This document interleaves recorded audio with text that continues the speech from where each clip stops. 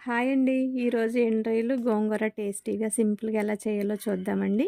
గోంగూరని పప్పు, నాన్ వెజ్‌లోనే కాకుండా ఇలా ఎండ్రాయిలతో కూడా చేస్తే చాలా కమ్మగా ఉంటుంది. ఇలా చేస్తే మా ఇంట్లో కూర మొత్తం ఖాళీ అయిపోతుంది. అంత ఇష్టంగా తింటారండి. ముందుగా బాండీలో కొద్దిగా నీళ్ళు వేసుకొని పచ్చిమిర్చి, ఉల్లిపాయ ముక్కలు వేసి ముందుగా శుభ్రంగా కడిగి పెట్టుకున్న గోంగూర వేసి మూత పెట్టుకొని మధ్య మధ్యలో కలుపుతూ మెత్తగా అయ్యే వరకు ఉడికించుకోవాలి. ఉడికించిన తర్వాత మెత్తగా మెదుపుకొని తగినంత ఉప్పు కలిపి పక్కన పెట్టుకోవాలి.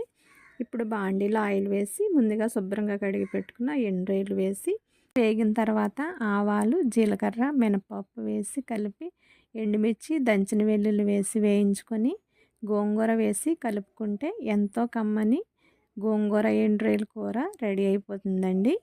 మీరు కూడా ఒకసారి ఇలా ట్రై చేయండి. మీకు ఈ రెసిపీ నచ్చితే లైక్ చేసి సబ్స్క్రైబ్ చేయండి friends. Thank you for watching.